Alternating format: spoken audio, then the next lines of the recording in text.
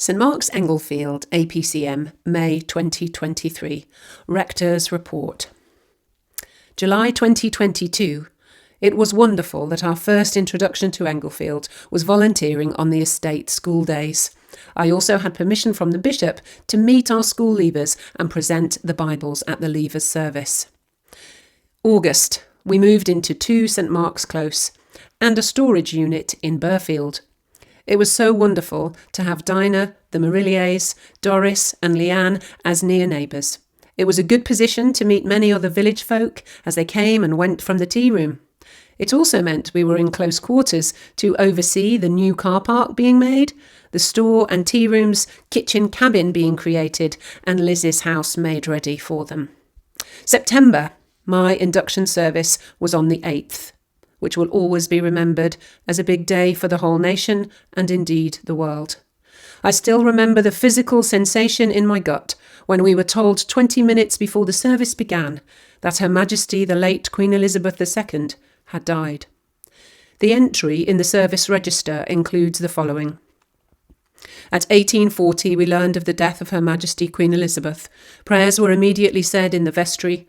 The bells were silenced. The area dean, Reverend David Archer, announced a silence, and the procession entered, with Bishop Olivia then making the announcement.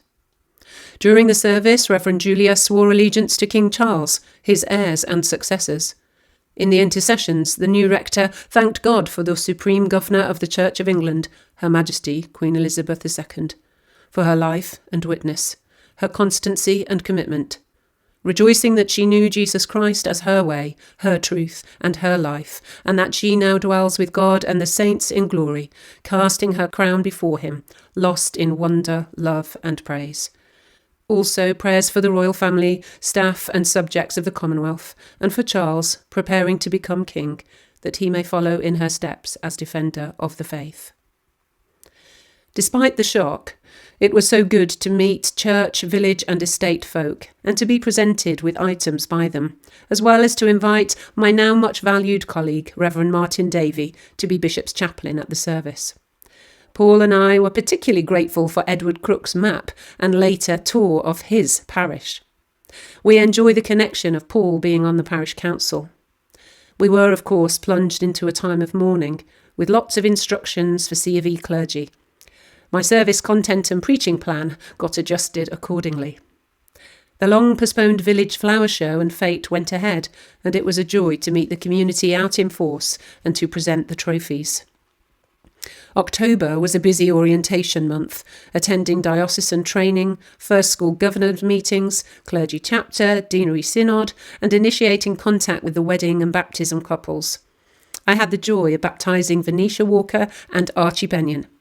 A third baptism was quite the most heartbreaking and poignant I have ever taken, as 2 days later, baby Ophelia Andrews died.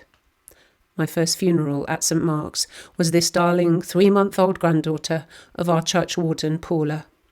Such is the difficult privilege of parish ministry.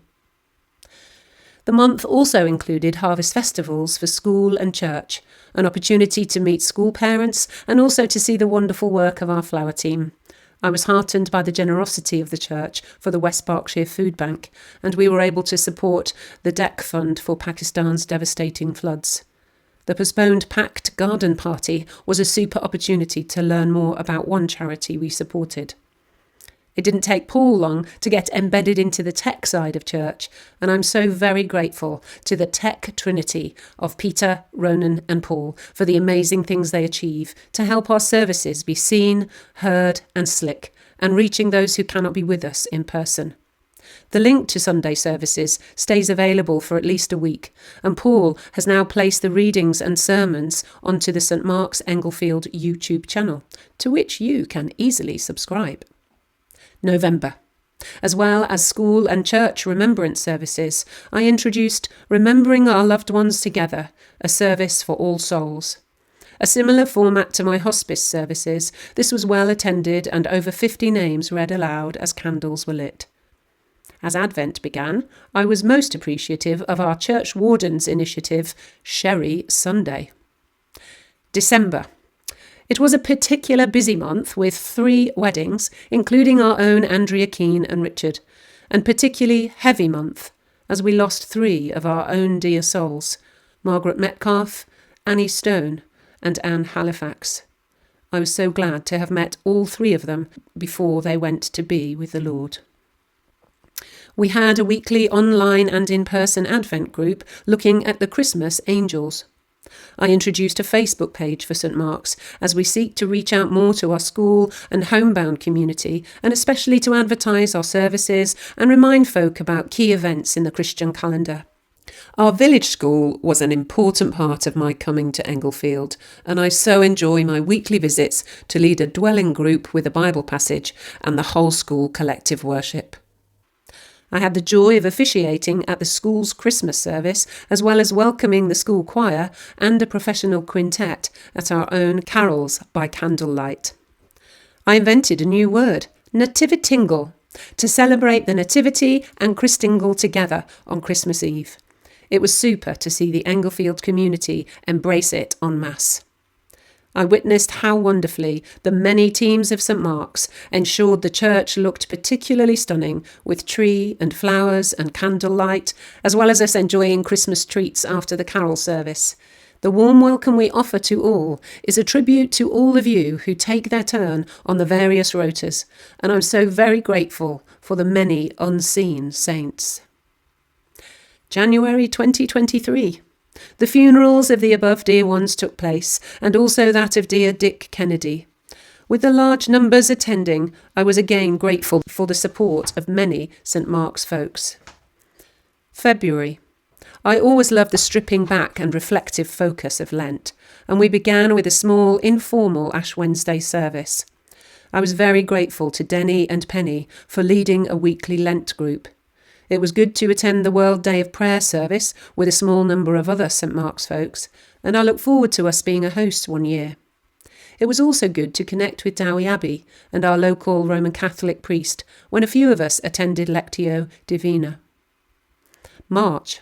It was so lovely on Mothering Sunday to be able to give out and then deliver some posies in the village. Thanks again to the dedicated flower team.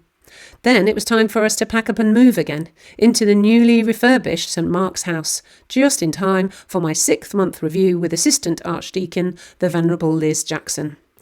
This was also 13 days before Holy Week, and we look forward to welcoming the congregation to a gathering sometime in the not too distant future, but for now, we're still organising curtains and yet to put up pictures. April.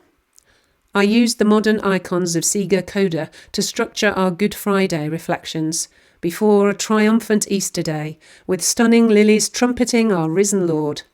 And I'm actually seeking real brass players for next Easter, please. Thanks to wonderful friends, Paul and I were able to have 2 glorious weeks away from Easter Monday, and I'm so grateful to the Reverends Alan Gates and Peter Hansel for taking our services. We were straight back into a joyful weekend with Emma Strang's wedding and Alice Perora's baptism. That's Carol Ford's granddaughter. May. What a significant and wonderful weekend it was, the 6th to the 8th of May. It was a great joy to have 60 at our Coronation Sunday service, and then to play a part in the success of the Englefield Village Big Coronation Tea Party. Again, huge thanks to those who represented St Mark's there. And so we arrive in the present, having just celebrated the baptism of the Pentecost twins last Sunday and welcomed back Nick and Harriet to play a part in that. On Thursday, I look forward to our first joint service for Ascension Day with Holy Trinity Theo.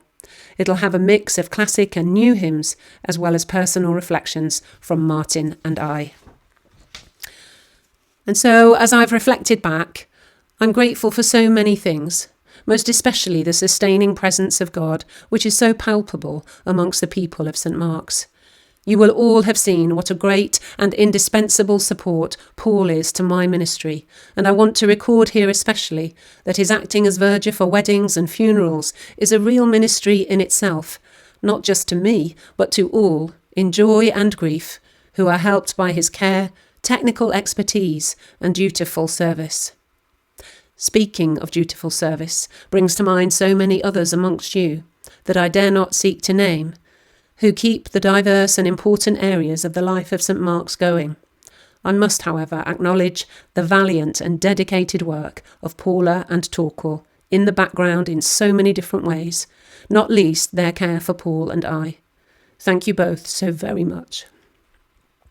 Penny Savage has such a gift of administration, and with myself having been out of parish admin for over 2 years, I'm so indebted to her organisation and efficiency.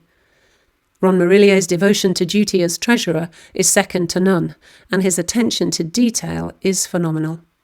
It is so reassuring to me as I look around the PCC that I am part of a team of really wonderful people who love the Lord and are willing to give their time, prayer and talents to the steering of God's church in this place.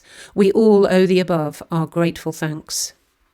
Each Sunday morning, St Mark's team continues to function so smoothly with seemingly little effort, and yet I'm aware of the considerable effort and cost that individuals give, especially those who have day jobs and young families. Our rota is in need of a boost under most of its headings, and I'd welcome hearing from anyone who might like to get involved but are not sure where.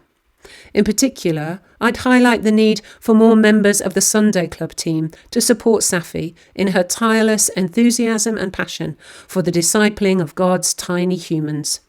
Safi is too stretched and needs more help on Sundays, but there are also so many more possibilities for us to broaden and deepen our ministry to young families, maybe starting with some one-off seasonal events through the year, as well as those who might feel called to help me run a young teens group exploring what confirmation means. We need more volunteers for all the usual things that happen within a service, and I'm also interested to hear from those of you who love organising top-notch social events, or can play an acoustic instrument, or have administrative or financial skills.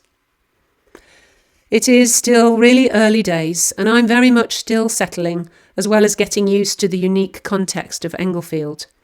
I'm also very open and eager to hearing how you feel things are going, and anything the Lord may be putting on your heart, whether that is to do with weekly services or other possibilities.